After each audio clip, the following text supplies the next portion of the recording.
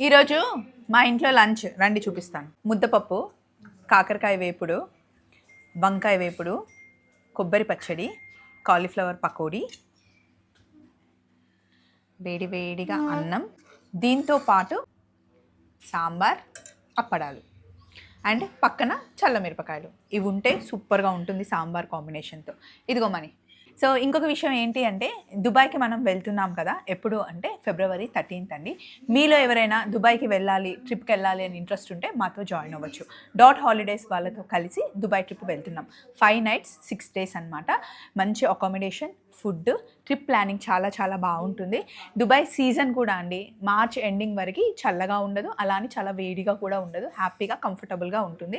So Dubai trip enjoy చేయాలి అనుకుంటే మాతో జాయిన్ అవ్వచ్చు. ఇంకా డీటెయిల్గా తెలుసుకోవాలి అనుకుంటే నేను మీకు క్లియర్గా డీటెయిల్స్ అన్ని స్క్రీన్ మీద ఇస్తున్నాను, ఫాలో అవ్వండి. ఈ ట్రిప్లో మనం కంప్లీట్గా దుబాయ్ ఇంకా అబుదాబీలో కొన్ని ప్లేసెస్ కవర్ చేస్తాం.